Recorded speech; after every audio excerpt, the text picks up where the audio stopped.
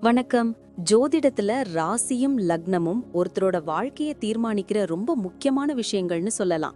ஒரு ஜாதகத்துல லக்னம்ங்கிறது நம்மளோட உயிரையும், ராசிங்கிறது உடலையும் குறிக்கும். ஆமாங்க. நம்ம பிறக்கிறப்ப கிழக்கு திசையில எந்த ராசி தெரியுதோ அதுதான் நம்மளோட லக்னம். இது 2 மணி நேரத்துக்கு ஒரு தடவை மாறும். அதனால ஒரு நாளைக்கு 12 லக்னங்கள் மாறி மாறி வரும்.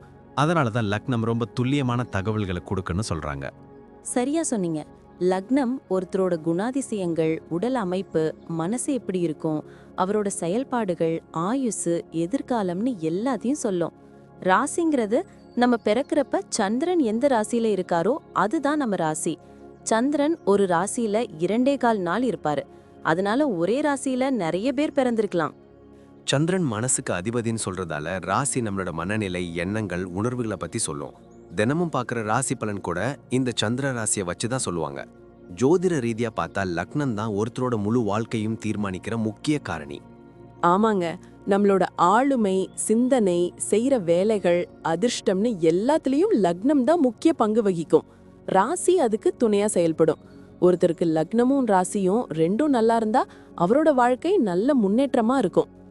மேலும் லக்னம் மற்றும் ராசிக்கு அதிபதியான கிரகங்கள் ஜாதகத்துல எப்படி இருக்குங்கிறதையும் பார்க்கணும். ஒரு கிரகம் லக்னப்படி கெடுதல் பண்ற மாதிரி இருந்தாலும் ராசிப்படி அதே கிரகம் நல்ல பலன்களை கொடுத்தா அந்த கெடுதல் குறைஞ்சு நல்லதாவே மாற வாய்ப்பு இருக்கு.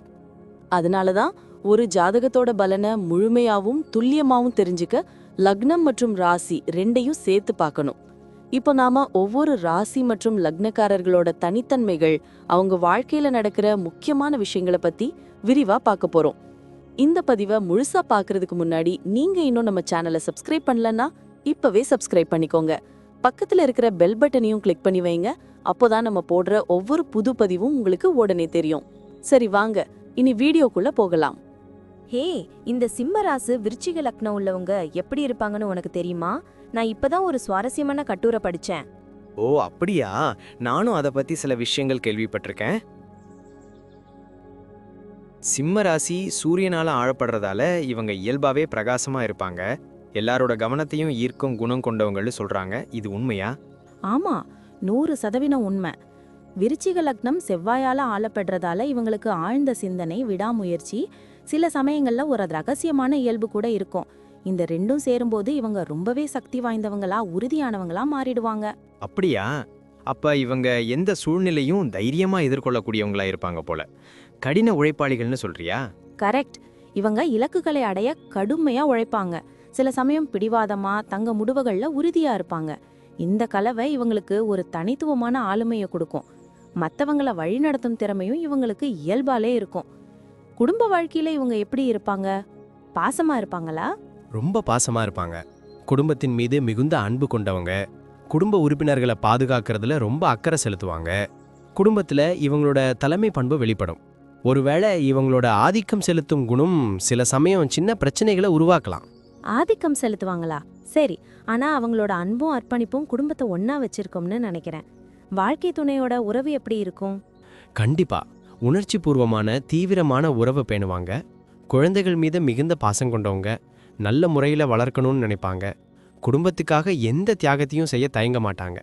தொழில் வியாபாரம்னு வரும்போது இவங்க எப்படி தலைமை பொறுப்புகள்ல நல்லா செயல்படுவாங்களா? நிச்சயமா தலைமை பொறுப்புகளில் சிறந்து விளங்குவாங்க. சிறந்த நிர்வாகிகளா, முடிவெடுக்கும் திறமை கொண்டவங்களா இருப்பாங்க. விருச்சிக லக்கணத்தோட ஆழ்ந்த பகுப்பாய்வு திறனும் சிம்ம ராசியோட தலைமை பண்பும் இவங்களை எந்த துறையிலையும் உயரத்துக்கு கொண்டு போகும். ஓஹோ, அப்போ ஆராய்ச்சி, மருத்துவம், சட்டம், அரசியல், நிர்வாகம் மாதிரியான துறைகள்ல சிறப்பா இருப்பாங்க போல. சொந்த தொழில கூட வெற்றி பெறுவாங்களா? ஆமா, சொந்த தொழில் தொடங்கவும் அதுல வெற்றி அடையவும் அதிக வாய்ப்பு இருக்கு. இவங்களோட கடின உழைப்பால தொழில் துறையில ஒரு தனி முத்திரையை பதிப்பாங்க. பணம் விஷயத்துல எப்படி? பணத்தை நல்லா நிர்வகிப்பாங்களா? கண்டிப்பா பணத்தை சம்பாதிக்கிறதுலயும் சேமிக்கிறதுலயும் ரொம்ப திறமையானவங்க. பணத்தோட மதிப்பை நல்லா அறிஞ்சவங்க. நல்ல வருமானமும் வரும். முதலீடுகள் செய்யறதுல ஆர்வம் காட்டுவாங்க. ஆடம்பர செலவுகள் செஞ்சாலும் சேமிக்கும் குணம் அதை கட்டுப்படுத்தும். எதிர்காலத்துக்காக பணத்தை சேமிப்பாங்க. அப்ப நிதி ரீதியா பாதுகாப்பான வாழ்க்கையை விரும்புவாங்கன்னு சொல்லலாம். ஆரோக்கியம் எப்படி இருக்கும்? பொதுவா நல்ல ஆரோக்கியத்தோட இருப்பாங்க. ஆனா சிம்ம ராசி இதயத்துக்கும் விருச்சிக லக்னம் இனப்பெருக்க உறுப்புகளுக்கும் உரியது என்பதால இந்த பகுதிகளில் கொஞ்சம் கவனமா இருக்கணும். மன அழுத்தத்தை குறைக்கிறதும் ஆரோக்கியமான உணவு பழக்கமும் முக்கியம். உடற்பயிற்சி எல்லாம் செய்யணுமா? நிச்சயமா தவறாம உடற்பயிற்சி செய்யணும். அது உடல் மன ஆரோக்கியத்துக்கு ரொம்ப நல்லது. உணர்ச்சி வசப்படும் குணம் சில சமயம் உடல்நல பிரச்சனைகளை உருவாக்கலாம். அதனால மன அமைதியை பேணணும். அப்பப்போ மருத்துவ பரிசோதனை செஞ்சுக்கிறது நல்லது. சரி, குழந்தைகளை எப்படி வளர்ப்பாங்க?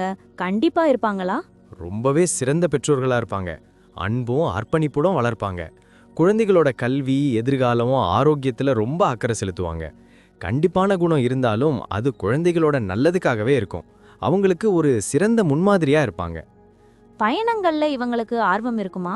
ஆமா, சாகச பயணங்களை விரும்புவாங்க. புது இடங்கள், புது கலாச்சாரங்களை பத்தி தெரிஞ்சுக்கிறதுல ஆர்வம் காட்டுவாங்க. வெளிநாடுகளுக்கு பயணம் செய்ய வாய்ப்புண்டு. ஆன்மீக பயணங்கள்லையும் ஆர்வம் இருக்கலாம். சில சமயம் தனிமையில பயணம் செய்ய விரும்புவாங்க. அது அவங்களுக்கு மன அமைதியை கொடுக்கும். அப்போ மொத்தத்துல இந்த சிம்ம ராசி விருச்சிக லக்னம் உள்ளவங்க ஒரு தனித்துவமான ஆளுமை கொண்டவங்க, வாழ்க்கையில நிறைய சாதிப்பாங்கன்னு சொல்லலாம். ஆமா, அவங்களோட தலைமை பண்பு, விடாமுயற்சி, அன்பு, அர்ப்பணிப்பு இதெல்லாம் சேர்ந்து அவங்கள ரொம்பவே சக்தி வாய்ந்தவங்களா ஆக்குது. இவங்க வாழ்க்கை ஒரு உத்வேகம் தரும் கதையா இருக்கும்னு நினைக்கிறேன். நன்றி. நான் இப்போ சொன்ன விஷயங்கள் எல்லாம் பொதுவான பலன்கள் மட்டும்தான். உங்களுடைய சுயஜாதகத்தை பொறுத்து சில விஷயங்கள் மாறுபட வாய்ப்பிருக்கு. ஆனாலும் நான் சொன்ன பெரும்பாலான விஷயங்கள் உங்க வாழ்க்கையில நடக்கும்னு நம்புறேன். இந்த வீடியோ உங்களுக்கு பிடிச்சிருந்துச்சுன்னா நான் அடுத்து பாகம் 2 எடுக்க தயாரா இருக்கேன். பாகம் 2 வேணும்னா பாகம் 2ன்னு டைப் பண்ணுங்க. நிறைய நண்பர்கள் பாகம் 2 கேட்டா சீக்கிரமே பாகம் 2 வீடியோவை பதிவு செய்றேன். இந்த வீடியோ உங்களுக்கு பிடிச்சிருந்தா லைக் பண்ணுங்க, ஷேர் பண்ணுங்க, நம்ம சேனலை சப்ஸ்கிரைப் பண்ணுங்க, பக்கத்துல இருக்கிற ஆல் பட்டனை கிளிக் பண்ணி வச்சுக்கோங்க. அப்போதான் நாங்க போடுற வீடியோக்கள் உங்களுக்கு உடனுக்குடன் நோட்டிஃபிகேஷனா வரும். உங்களுடைய எதிர்கால வெற்றிக்கு என்னுடைய வாழ்த்துக்கள். நன்றி. வாழ்க வளமுடன்.